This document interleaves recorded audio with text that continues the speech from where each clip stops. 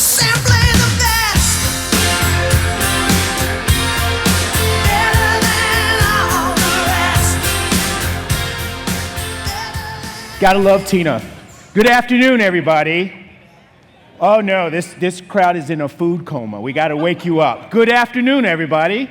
All right, so welcome. I'm sure you've had a lot of fun up till now, and that's about to end now, because as Alex Fisher said, I'm about to punch you right square in the nose. But he also said you'll like it, so it's gonna be a good punch. I'm here to talk to you about a lot of the material in my book, The Conversation, which you received.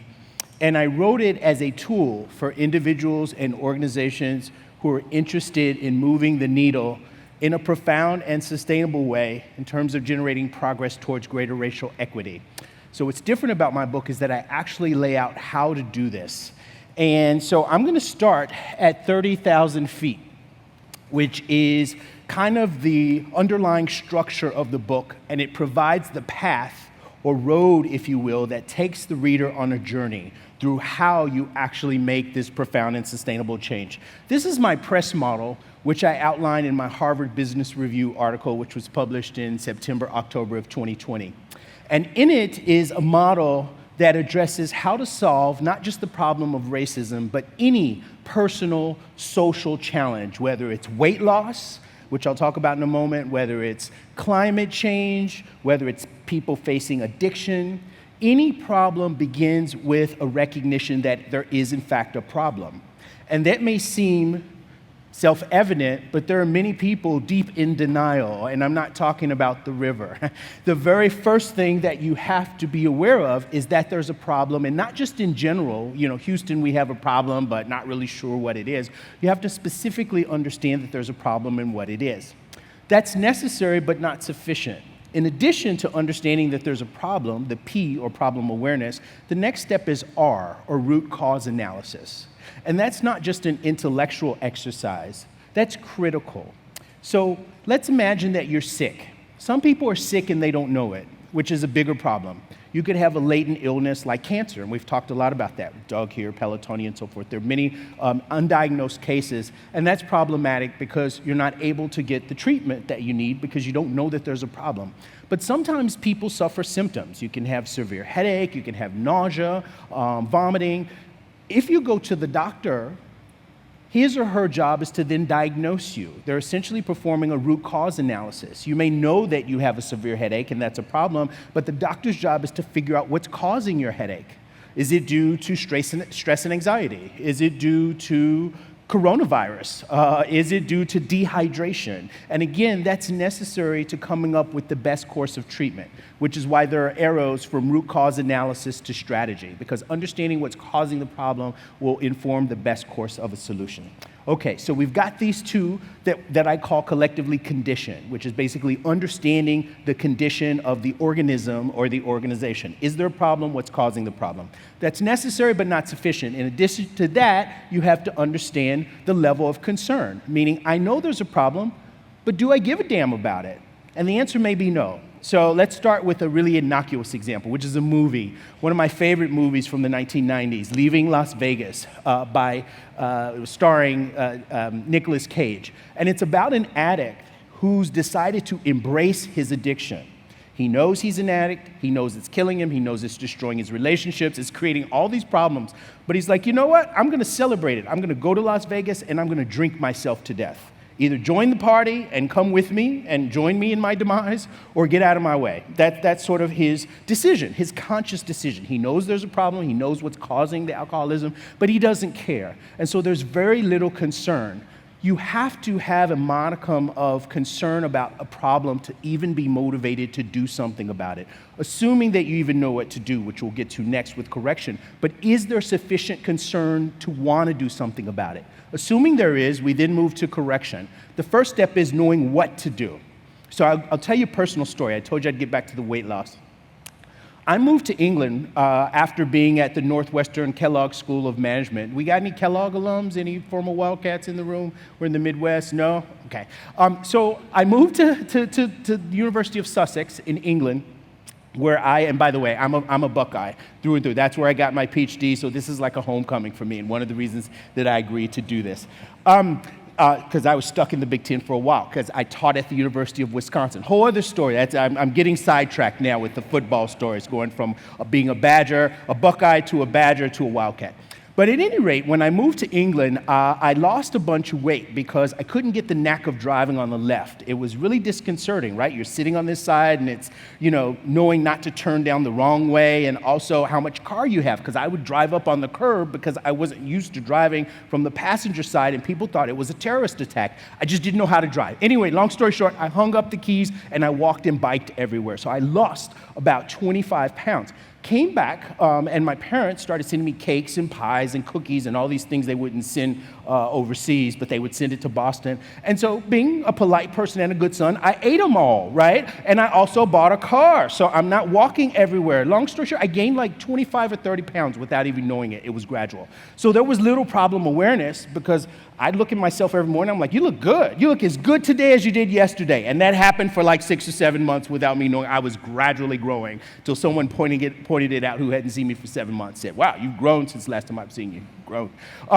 Root cause analysis. Do I know what caused it? No mystery. Eating too much and eating the wrong kind of food, not exercising enough. In my case, it can be different for different people. There's different etiology, but in my case, eating too much, not moving enough. Did I care? If it were 2 or 3 pounds, maybe I wouldn't care. 5 or 6 pounds, I wouldn't care. But we're getting to the point, 25, 30 pounds, it was starting to affect my A1C. It was starting to affect my wardrobe. Had to let out suits. It was starting to get expensive, inconvenient. I cared. Strategy, that's where we are. Do I know what to do? Of course I know what to do. I hate it when I go into organizations and they say, just tell me what to do. Tell me what to do to fix this racism problem. It's like someone who's 25 pounds over me going to a dietitian saying, tell me what to do. They can say, gosh, take your pick. There's any number of diets. Here's a gym membership. Here's this, here's this. There's a million strategies that they can give you, and they all work. But guess what? It comes down to that fifth thing, sacrifice. Am I actually willing to do what needs to be done in order to implement the strategies and see the change that I say that I want to see? That's the big one. And how much you're willing to sacrifice is a function of how much you care. So again, if I didn't really care that much, then I'm not going to give up double chocolate fudge brownie cheesecake, which I'm going to have tonight in Easton when I go to the Cheesecake Factory, right? But here's the thing. When I talked to the dietitian, right, because I thought, I'm going to have to get on a treadmill and run like a hamster for 40 minutes every day, and I'm going to have to give up double chocolate fudge brownie cheesecake. I'm addicted to chocolate. How is this even going to work? It turns out, and I thought I had all these competing commitments, right? I want to lose weight, but I want to eat chocolate. I want to lose weight, but I don't want to get on a treadmill like a hamster. And so what she helped me realize and helped me find were integrative solutions, because I was making certain assumptions that I'm going to talk about later in the talk that people make when they think taking on diversity means taking on a sacrifice. It's either diversity or quality. That's one of them. Or, pro-diversity means anti-white. Right? So I'm thinking, losing weight means anti-chocolate. And she said, no, because you can get a Hershey's Kiss. They're only 19 calories each, and you can have 10 of those a day and still stay under 200 calories. I thought, really? Wow. And then she went deep into my psyche. She said, tell me about your childhood. I'm like, why is she asking about this? But turns out I used to love to ride my bike as a kid. And she says, you live by a beautiful bike trail along the river. Why don't you buy a bike? And after work, just ride around. You love nature, birds. I'm like, okay. I'm riding around, not like Lance Armstrong or you guys tomorrow when you get on these Pelotonia bikes. I'm more like Granny, right, on this big old bus bike. But, I'm getting my heart rate up. I'm riding around the trails. I'm seeing ducks and geese and things. And it turns out it worked. A couple of years ago, I would have been, because I've gained about 5 pounds back, I would have been like 20 pounds heavier. But the moral of that story is sacrifice actually involved less sacrifice than I thought. I was able to exercise without getting on a treadmill and running like a hamster, which I thought exercise entailed. I actually look forward to getting on my bike every afternoon, especially on days like today when I get home from work. The Hershey's Kisses, I spread them out. I don't even miss the 2,000-calorie double chocolate fudge brownie slice of cheesecake from the Cheesecake Factory, which I may or may not have tonight. So that's the motto at 30,000 feet. What I'm going to now talk about, right, is how this relates to the problem of racism. Beginning with problem awareness. Does racism even exist? It turns out there's a lot of people that believe that the answer is no. And if anything, the real racism is racism against white people. So let's explore this. One story is the fellas, I call them affectionately, and they call me Doc. This was a group of blue-collar employees in Appalachia. It was a company that called me out. Apparently, the fellas had chewed up and spit out a big group of diversity consultants, and they were telling me the story, and I'm like, man, why does this sound, I don't think this sounds like a fun gig. Goodbye. And I hung up, and they called me back and said, Dr. Livingston, we thought you were someone who would be comfortable preaching to more than just the choir. We thought you'd be up for a challenge, but apparently we were wrong. And I said, no, okay, those are fighting words. I will come out, and I will do this, but you need to make it a multi-day affair, which means I can't go in and just talk to the fellas for 2 hours and leave. I'm gonna have to build a relationship with them. And this is part of what inspired me to call my book The Conversation, because social relationships serve as a portal for facts to enter. I'll say that one more time. Social relationships serve as a portal for facts to enter. You can give people data, evidence, pamphlets all day long. But if they don't have a relationship and they don't like or they don't trust the person who's giving them the information, it's worthless. And me all this time thinking, oh, why are people so irrational? And I'm a social psychologist, I should know this, right? And the fellas helped me realize that relationships are really, really important. So I'm from just down the road in Lexington, Kentucky. And so I grew up, hunting, fishing, grilling out, big UK sports fan. So what did we talk about? First day, sports. We didn't talk about race at all. We talked about sports, we talked about barbecue, we talked about fishing, whether you should use lure or live bait, crappie, bluegill, right? We talked about hunting. We talked about lots of stuff. About 2 hours into the conversation, one of the fellas said, I wish I were CEO of this company, because if I made as much money as these guys, I don't know why they're still working. I would quit, buy a boat, go fishing every day. Why are they even coming to work?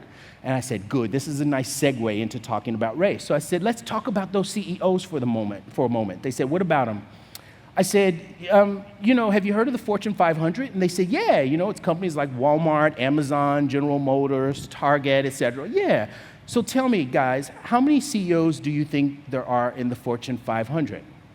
And what do you think they told me? 500, yeah. And I said, so far, so good. So now it's gonna get a little more complicated. Out of those 500 CEOs, how many do you think are black? And out of those 500 CEOs, how many do you think are women?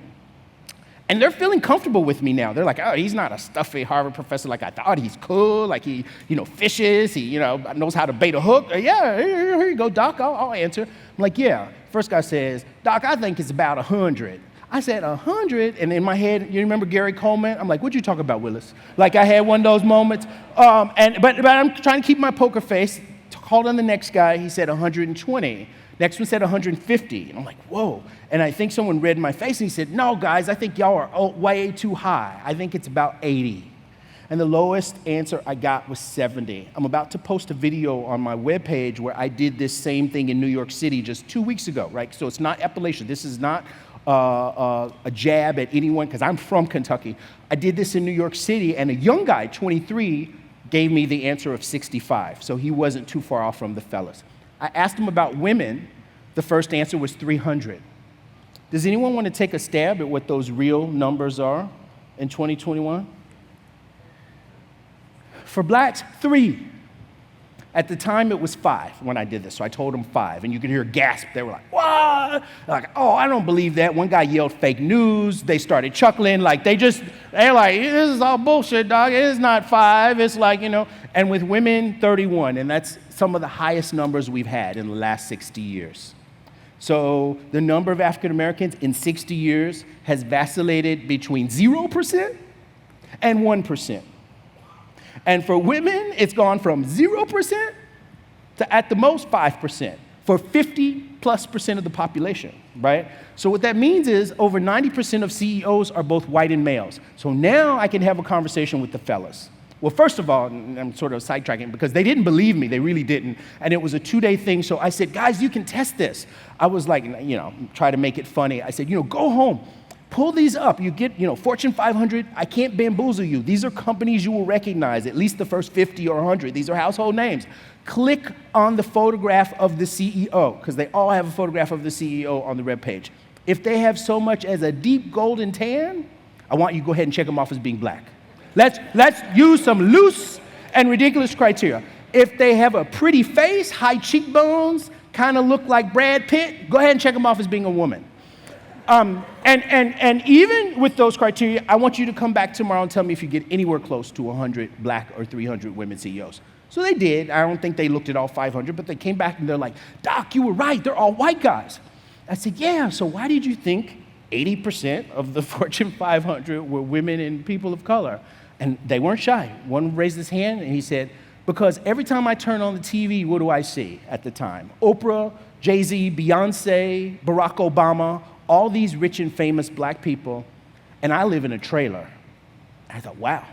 And so other guys were nodding, and they said, yeah, and on top of that, these companies are so gung-ho about diversity that they don't want white guys. You know, if a person of color or a woman applies for the job, even if they have to dust them off, put them in a suit, a homeless person, their theory was they'll put them in the boardroom and make them CEO. They don't have to have a degree. They don't have to speak in complete sentences. They just have to be a woman or a person of color. I'm exaggerating, but that was kind of their theory. And so therefore, you would end up with 400 women and people of color.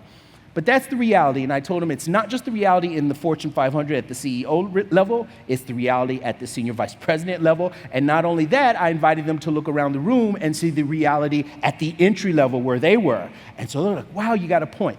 Now, I don't have time to go into it now, but we had a deep conversation, and they actually helped me realize that the concept of white privilege was too simplistic.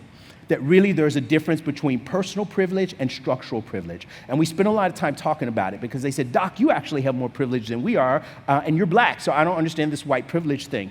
So they're right. There are black individuals who have wealth or status, but that's personal privilege. But then there's this thing called structural or institutional privilege, and that's the privilege that society gives you. So even though the fellas don't have personal privilege because they don't really have any resources, they do have structural or institutional privilege in society, right? So anyway, can't get into that, but we talked about that a lot, and they're like, I get it now. And I'm like, oh, I get it now. So I had a whole thing in my book about the difference between personal privilege and structural privilege. It's a 2x2. You can be high on both, low on both, high on one or low on the other. We'll talk about that in a moment. But it turns out it's not just the fellas. This is a study by my colleague Michael Norton and Sam Summers, who took a nationally representative random sample. So this just wasn't blue-collar guys in Appalachia. This was PhDs from Stanford, people who dropped out of high school, people who were filthy rich, dirt poor, people who lived in California, Kalamazoo, Kentucky, and Kansas. It was everybody, a random sample. And they asked them two very simple questions. The first question was, how much racism do you think there is against black people in American society? Second question, how much racism do you think there is against white people in American society? And to make it more interesting, they asked them to look back in the past. So the study was done in 2011, although, in the interest of time, I discussed more recent studies. Nothing's changed. I'm presenting this one because it's the most rigorous. But they asked them to look back at the 1990s, the 1980s. How much racism do you think there was against black people in the 1950s? How much racism was there against white people in the 1960s?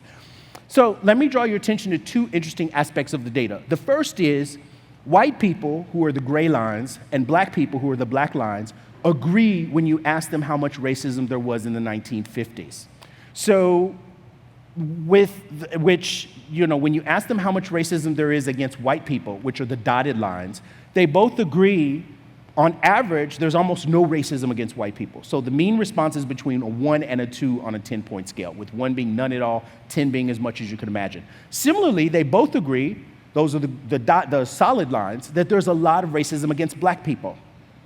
Both white people, the solid gray line, and black people, the solid black line, agree that the mean level of response, right, from all these nationally representative respondents is between a 9 and a 10. But that's where the similarities end. Over time, whites are perceiving a really precipitous decrease in the amount of racism against black people, concurrent with a really steep increase in the amount of racism against white people, such that by the 2000s or 2010s, those lines intersect. What that means, ladies and gentlemen, is that white people now believe that there's more racism against white people than there is against black people. I'll say that one more time. White people, and you can say white people because this is a nationally representative random sample. Remember, think that there's more racism against white people than there is against black people. when this study first came out, and I remember Michael sent me the paper to read before they published it, I said, you guys are crazy. Like, you must have miscoded data or something. These data can't be real. These huge samples, like, how is that possible? They're like, Doc, we went over it a million times. Those are the data. Turns out they were crazy like a fox. They had their finger on the pulse of something that the rest of the country wouldn't see until 2016 in the presidential election. So there's a real feeling that, the country is not even on the same page with regard to the P. Is there a problem? So let's address that. Is there a problem? Science to the rescue. It turns out there's lots of ways you can investigate whether racism is real or not and how much racism there is. So a really standard procedure is what's called an audit study. That's when you send out identical resumes. There's absolutely nothing different about the resume. They went to the same school, they got the same grades, they were in the same clubs, etc., except the name. In one case, the name is something like Lakeisha Washington. In another case, it's a name like Emily Walsh. If it's a male, it's Jamal Jackson or Gregory Wilkinson, right? So you basically manipulate the race of the applicant, keeping all of the qualifications the same. If there's no discrimination and people are hiring them based on the content of their character and the quality of their application, then there should be no difference in the mean level of responses to Lakeisha's application and Emily's application. That's if there's no racism.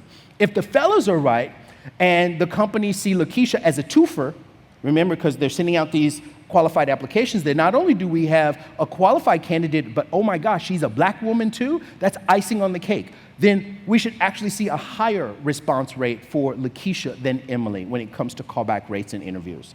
But if there's systemic racism, then we should see a higher callback for Emily. And it turns out there is a higher callback rate for Emily. It's not 5%, it's not 15%, it's a whopping 50% higher. So white-sounding names are 50% more likely to get a callback rate. And these are resumes in the thousands. They didn't just send out 10, they sent out thousands of resumes, and on average, Emily was 50% more likely than Lakeisha to get a callback.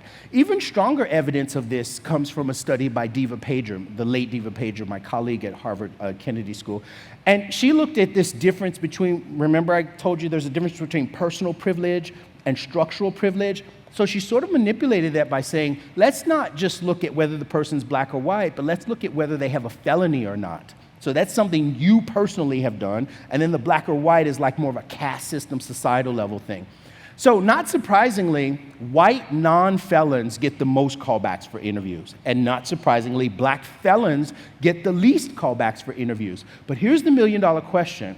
If you're a company and you have a choice between two applicants, one's white and one's black, but the white person is a felon, and by felon in this application, I mean they actually were convicted and sentenced and they spent 2 years in jail. So the white person is a convicted felon. The black person is someone who's never spent a day in jail. I don't know, someone like me, for example. Who do you think the company would want to hire? Who should they, and then who do you think they hire? Because I'm going to show you the data. Well, it is the case that the black non-felon gets more callbacks than the black felon. In fact, almost 3 times as many callbacks as the black felon. But you can also notice that the black non-felon gets fewer callbacks than the white non-felon. That's just the straight racism effect that I told you about. But here's where it really gets interesting. Even white felons get more callbacks than black people, regardless of whether they're felons or not. That, ladies and gentlemen, in 4 bar graphs is what we mean by white privilege. So let me unpack this a little bit. White privilege doesn't mean that if you're white, you're impervious to any sort of social disadvantage. It's just like the fellas. If you're poor and you're white, you're going to be way worse off than if you're rich and you're white. No doubt about it. If you're white and you're a felon, you're going to be way worse off than if you're white and you're a non-felon. In fact, you get half the callbacks rate. Your chance of getting a job is double if you're a white non-felon than a white felon. But what I tried to explain to the fellas, and they did get eventually, is that being poor and white is not the same thing as being black. It's a disadvantage, but it's not racism. And what we see here is racism. And it turns out in American society, institutional privilege counts for more than individual privilege. That's why millionaire black people are getting pulled over all the time by the police. That's why I know lots of people who say, I won't buy that Bentley or that Ferrari or whatever. It's not even worth it. And people may even know who you are. Sometimes celebrities, right? There's Tons of stories. Oprah, Tyler Perry, all kinds of people having all kinds of hassle. That's because we live in a caste system that what really matters is whether you're black or white. And that's because of our history. It's been designed that way on purpose. So you might argue, okay, those studies are from like 15 years ago or whatever. Is it still true? Well, there was a meta-analysis. And by meta-analysis, it means they take a bunch of studies and they look at a pattern. And they want to see, is there persistence in this effect over time? Or is racism going away?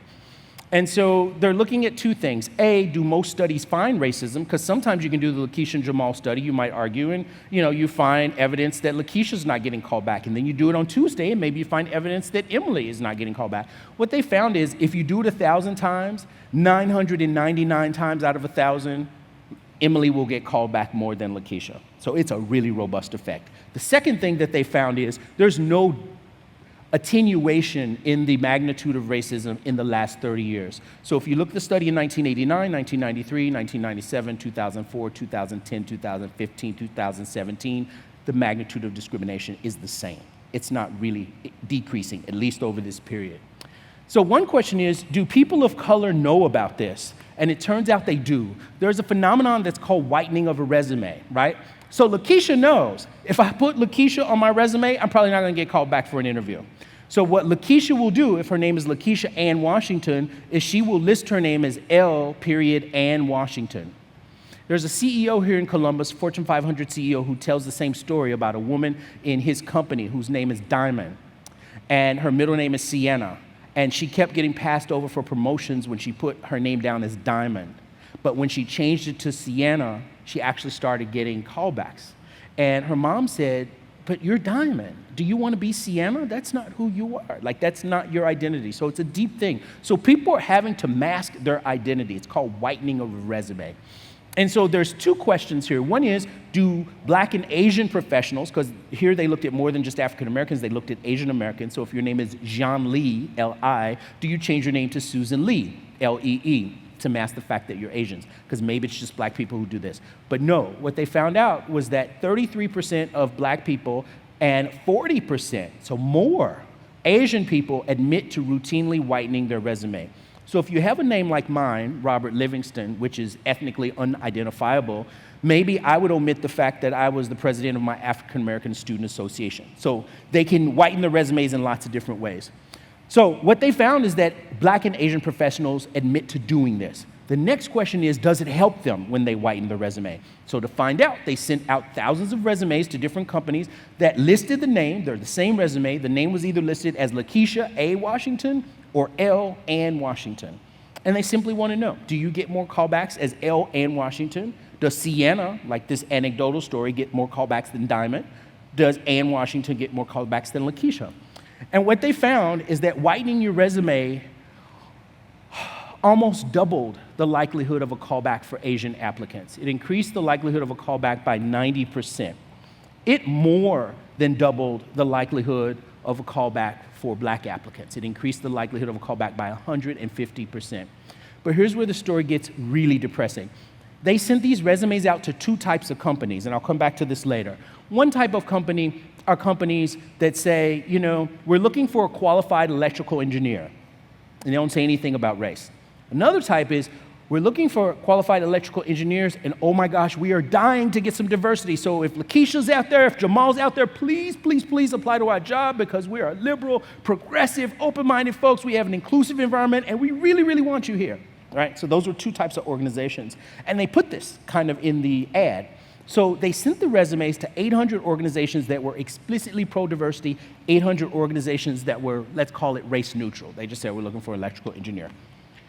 There was no difference in the propensity of the pro-diversity organizations to discriminate against Lakeisha. They said they wanted Lakeisha, but when Lakeisha applied, they hired Emily. So that's condition. I'm undertaking the ambitious endeavor of trying to distill an entire book into 55 minutes. So help me. Okay. So that's the condition section, which is like 12 chapters. And then we get to the question of concern, right? Do you care? right? So if there's discrimination against Asians or people of color or Muslims, so what? If you're a white person, you might think, it's not discrimination against me. In fact, discrimination is a good thing because it only gives me more privilege. So do you care? It's like me and losing weight. If it's 3 pounds, yeah, I know I'm overweight 3 pounds, or maybe even 25 pounds. Or Nicolas Cage, yeah, I know I'm an alcoholic, but so what? I'm just gonna party. So do you care? So now the thing gets a little interactive. So this is a test, and this has been done for 30 years. This is a really incredible line of research. It's called social value orientation. They bring people into a laboratory, and a lot of the economics departments have tons of money, so they actually pay people real money. And they bring you into one room, and they say that they have another person in another room on a different floor. And it's anonymous. You get to choose how resources are allocated between you and the other person. So you get to choose between option A, B, or C. In option A, you get $500 and the other person gets $100. Okay. Option B, you get $500, the other person gets $500 as well. Option C, you get $550 and the other person gets $300. You can't mix or match, you can't change. I'll tell you what these choices mean in the next slide. But think about that for a moment. You have this choice, the other person will never know what you chose, you both get an envelope of money, they let them go, you go out a different door, they never see you. It's just your preference for how resources are allocated and how much resources. So let me take an informal poll here. How many people, if put in that situation with real money in an anonymous private experiment, would choose A? Nobody. Okay. How many people would choose B? Okay, and how many people would choose C? Okay, great. So we've got about 90% of people choosing B and maybe 10% of the room choosing C. It turns out that each of these choices correspond to a social value orientation. The individualist is someone who's really looking to increase outcomes for themselves. They're indifferent to what other people get. So that would be the 550-300 option that about 10% choose. And economists would argue that's the rational choice because you're making sure you get more resources. There's more money going into your pocket. The other person may get 300, they may get 600, they may get 0. What you're really concerned about is the fact that you get 10% more money. The competitor is someone who is concerned about the other person because they want to beat them down. So they're worried about what the other person gets because to them, you can't be Mount Everest unless there's a valley. So they have to create a valley. So they are actively working to keep the other person poor because to them, winning means being on top. What's fascinating about this example is they're willing to take a $50 hit to do it. I'm fascinated by the competitors. They're actually willing to take a $50 hit to keep the other person poor. That's what you call an active commitment to inequality. The third is pro-social, and no one here chose this, but I'm going to tell you in the real world, a lot of people do. And I know there are some lurking competitors in here who just didn't want to raise their hands in front of everybody. But put you in the privacy of a room and I'll tell you what percentage of people actually choose that option, which in many ways just blows my mind. But pro-socials are people who seek to increase outcomes for themselves and others in a relatively equitable manner. That's the 90%. So that's the 500. So it turns out that 90% of you, if we can believe the validity of this, which I don't, it's all public and so forth and so on, but 90% of you are dolphins. I'm going to use metaphors here. You care about community, friendly, want to help everybody. 10% are ostriches. You kind of like, whatever. If it's good for me, whatever, you're kind of indifferent. And then there are sharks who are actively looking to consume. Like they need to create a food chain so that they can be on top. Where I'm going with this, people, is that there are people who simply don't care about social justice. In fact, sharks are anti-social justice. They don't want everyone to have an equal opportunity. They want to dominate. That's real. I think people have to realize there are people like that, there are organizations. And if given the opportunity, and they don't lose a thing, if given the opportunity, because that's what the exercise just did that I showed you, to make sure everyone has money, they will reject that option and throw $400 out the window to keep this social hierarchy, all driven by their own ego. That's real. I'm not going to name names. I'm not going to call on politicians. It's not that kind of show. But I want you to really think about that and go deep on what that means and the implications for social justice and distribution of resources. So this is the percentage of people based on meta-analyses. I should have asked you guys, but I got to move along in the interest of time. It's not 90%. of the world that is dolphins. It's not even 80% or 70%. It's slightly less than half. So when they do this in real time with real money, about 46% of people choose the 500 option. A big chunk of people, more than here, at least some people here chose it, but 38% choose the 550 because they're like, look, I don't even know that person. All I know is I get $50 more in my pocket, so I'm going to choose the 550, 300 option. And 12%, 1 out of 8, are actually sharks. They will throw the extra $50 out the window. They will throw the $400 joint gain out the window to keep the hierarchy intact. So 1 out of 8 people have the strong desire for social inequality. That's millions and millions and millions of people. I want people to really be aware of that because everyone thinks we live in this kumbaya place where everyone's a dolphin and it's just a matter of, what do we do? What's the solution? If you handed it to them in a silver platter, dolphins or sharks would slap it away. And ostriches, they're indifferent one way or the other. I want to translate this to organizations. Similarly, there are 4 types of organizations. There are organizations that don't want inclusion. What they want is an old boys club. And they actively work to exclude women, people of color, people with disabilities, LGBTQ+, Muslims, you name it. Then there are organizations that are laissez-faire. They're sort of indifferent, like the ostriches. I don't care, if Jackie Robinson shows up to bat on my team and he can knock the ball over the fence, I'll hire him. If we don't have any black players, okay. So they don't really care. If they come, great. If they don't come, great.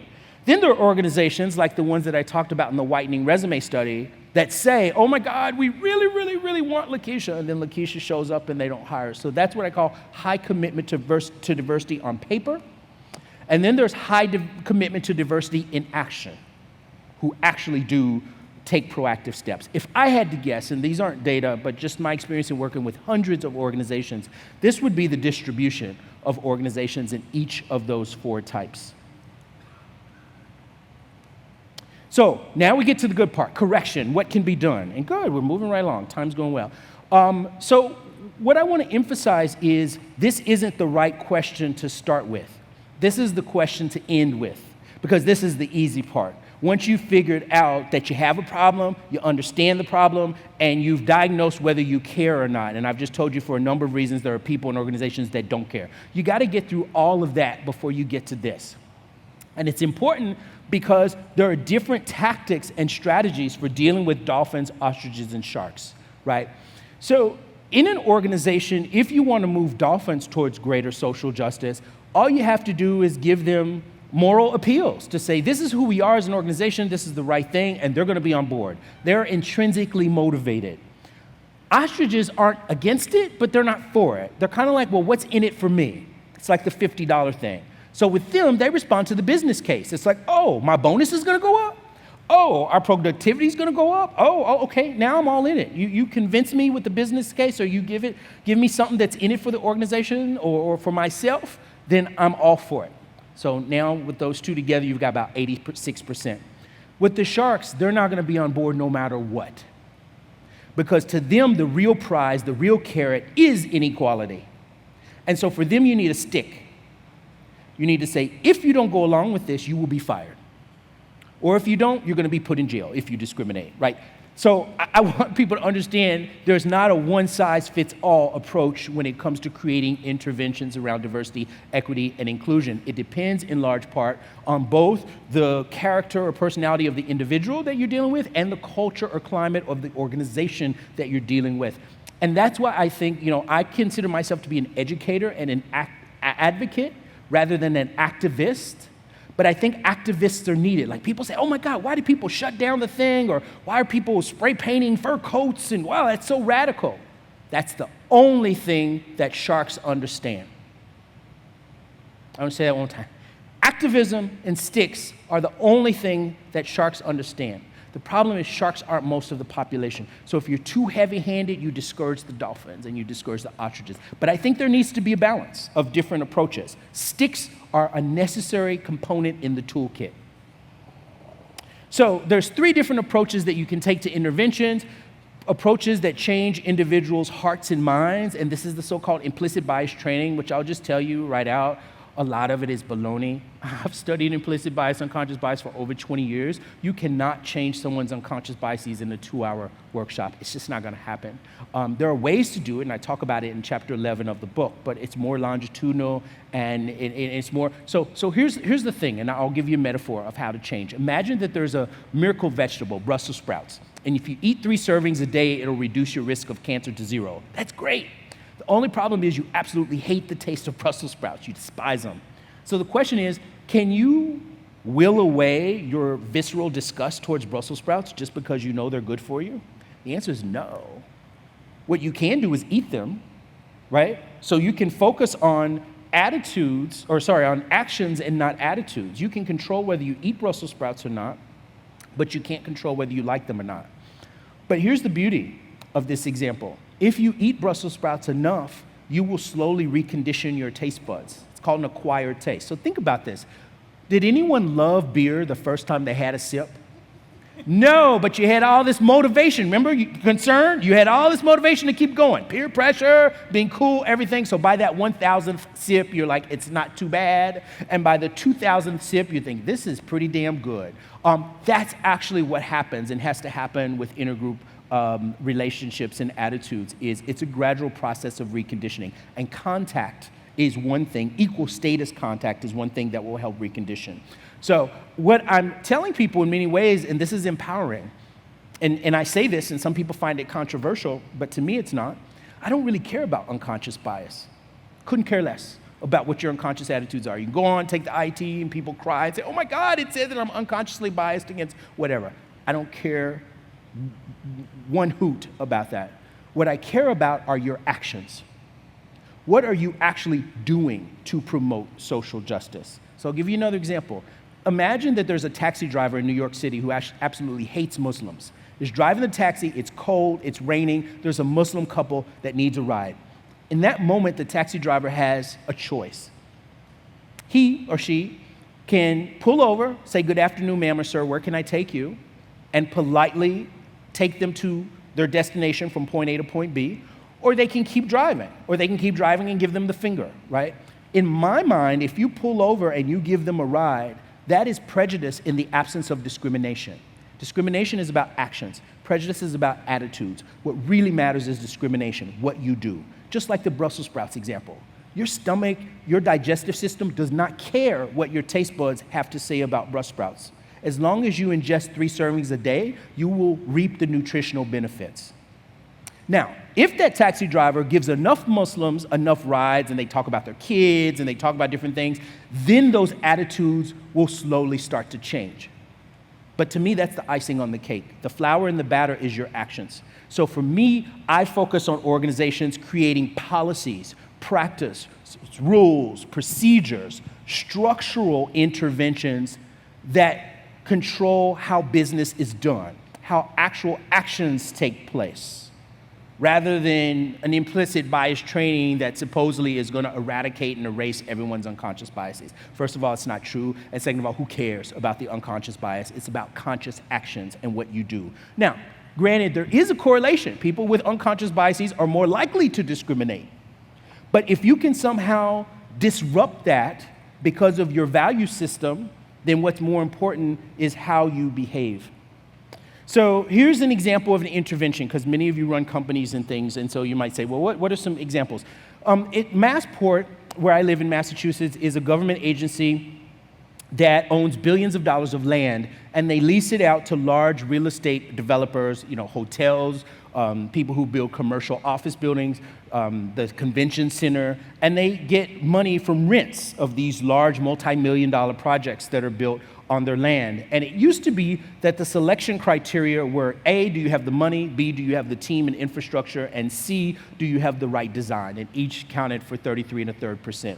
But what they found is that there was zero diversity. There were very few women, there were very few people of color, and in fact, there's very few ethnic diversity among whites. Like, there are very few German Americans or Swedish Americans. Everyone was Irish. So they were white Irish males who were getting these projects in Boston. And so what they did was they changed the rules of the game. They added diversity in. They told them, you have to decide what diversity means. We're not going to force anything on you, but just know that diversity is going to count for 25%. So I actually wrote a Harvard case about this because I talked to some of the major developers, and they were like, Robert, we weren't racist. We were just busy, right? It's like the individualists. They were ostriches. And they say, oh, now they're giving us a carrot or a stick, however you define it. But they're basically saying, you have to do this now. And they're like, okay, this is going to slow us down, but this is a really lucrative thing. So they threw out the old Rolodex and they started researching. And they're like, are there any women-owned architectural firms? Are there any people of color? We've got Moody right down the street, right? Does great work. Are there businesses that we can put in the commercial space that represent, minority-owned businesses? So they started doing their research. And it turns out they made all of these relationships that they wouldn't have expected. So he said it's the best thing that ever happened to him. He was overjoyed when I interviewed him for the case because he's like, I'm working with this black developer, and at first I was kind of iffy, so we did the small project, and he's great, and then I brought him in on this $500 million project, and it's been great, and I have women who are architects and everything. He's like, oh my God, this has changed my world. But what he said is he would have never done it but for this policy. And not because he's racist, but because as a developer, they're trying to get from point A to point B in the quickest amount of time possible so that they can get another project. But this structural or procedural intervention slowed them down, slowed their roll a little bit.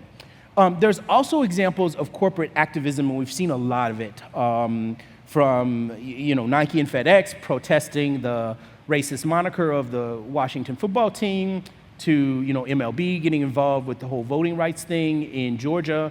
And I think that's kind of going to be the future. A lot of organizations are pretty much saying there is no separation between corporate and politics. We live in this country, we are citizens privately, and our organizations function within this, and laws that are passed actually affect us. And furthermore, we have core values that are either consistent or inconsistent with what's being done, and we're not going to stay on the sideline. We're major players, we've got a lot of clout, we've got a lot of economic power, we're going to get in the game, and I love that. So part of that is an example of allyship, and I think that's something I want everyone in this audience to understand, is that you have a lot of power as an individual. You don't have to be the CEO of FedEx. You have a lot of power as an individual. If you care, if you're a dolphin, and 90% of you are, so I'm talking to the 90% that are dolphins. If you care, then there are things that you can do to actually increase social justice. One thing you can do is learn, and you're sort of doing this in this 50 minutes here, and I hope a lot of you will take the time to read the book. I took great pains to make this book engaging. It took me 4 years to write this book. I could have written it in 6 months, but I put my blood, sweat, and tears in. It's been great because it's now nominated for all these awards. I'm up for the Financial Times Book of the Year. There's all these things that I can't talk about that are kind of embargoed or whatever, but it's great that people are seeing this because I was dying during those 3 years, and it puts you in a very dark space. But I really wanted to put a learning tool out there for anyone who sort of has questions about these kinds of things and wants to understand it in an objective way. The same way that I talked to the fellas. I didn't tell them you're stupid and, I can tell you never graduated from high school or whatever. I just said, maybe you're right. Let's go home and look and take a look at the pictures and come back and let's talk about it tomorrow. I focus on the data, and it's a search for the truth. I don't profess to know the truth, but I think it's important to at least search for it. It's a journey. And I invite you to have an inquiry mode rather than an advocacy mode. Advocacy is like when you're in the courtroom and you've got the prosecution and you've got the defender. They don't care what the truth is. The defender may even know my client killed the person, but their job, their duty is to get in front of the judge and say, here's all the reasons my client is. It's a game, okay? I don't want people to turn our society into a game. I want you to be more of a judge or a juror and put some, without getting all religious and churchy on you, because I'm going to start preaching in a moment, but I think there's a higher level morality that we have and that we have to get in touch with as human beings. So learning is important. Listening, because often you have white allies on steroids that just come in and take over the show. Show some humility. Don't dominate the conversation, because you'll never ever know, no matter how staunch of an ally you are, you'll never really know what it's like to be in the shoes of a person of color. So do a lot of listening, but do a lot of support as well. Act with both empathy, right, and compassion, and not just sympathy. So the difference is, sympathy is, oh, I'm so sorry that happened to you. Empathy is, I'm really mad and outraged that this happened to you because it's as if it happened to me. So together, let's do something about it. Sympathy is not enough. We need solidarity. And then the fourth thing is grow. Realize that it's a process. You'd be surprised at how generous people are. It's so funny, during the event with the fellas and other event, someone was talking, and he's like, yeah, and we've got this colored woman who lives next door to us, and, he's talking and so forth and so on, and I let him go, and, I didn't embarrass him. And then 2 days later, I went up and I quietly said, I just wanted you to know, that's kind of an outdated term. People don't use it. He had no idea. He thanked me for it. He's like, are you mad? No, I'm not mad. You're growing. It's like, would you get mad at a baby who falls down? No, you have to fall in order to learn how to walk. The question is, are you trying and are you persistent? Real allyship, though, is not easy, and you have to be persistent. And this is one of the major points I'm going to get to now and end, which is about the sacrifice, right? Because, strategy is worthless unless you're actually willing to implement it. So I'll point the finger at myself, and here's a personal example. For a lot of these events, and even today, people bring me in and I fly first class, they bring first class, and I was fine with that. You board first, it's comfortable, but then I read an article that showed that the incidence of air rage is like 10 times higher on planes that have a first class cabin because the passengers have to walk through first class and they get to coach and they feel humiliated and demeaned. And it's all subconscious, but then they act out and all this, because if you have planes like Southwest Airlines where there's no class, or even the wide-body jets where you board in the middle and you turn left to go to first class or right to go to coach, you don't see it. So it's only when you walk through first class.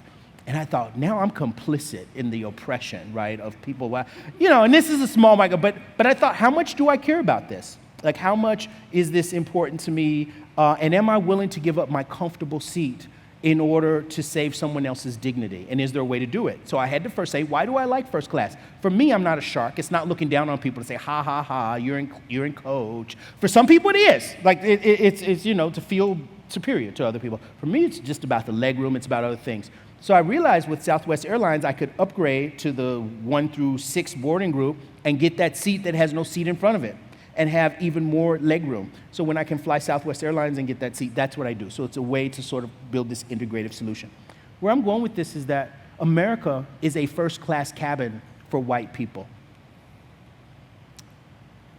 And everyone else is sort of in some level of coach. And you may not believe that. The fellas didn't. You'll have to read the book. You'll have to do your own research. And you may not care because you may be an ostrich or a shark. But it really is a first-class cabin for white people. And so the question is, are you comfortable? Do you just feel bad and say, here's a drink coupon. Can you give it to that person back there and coach? Give a little hand, but I'm not getting out of my first-class seat. Or do you really want to try to change the structure of the airplane so that everyone can fly with dignity?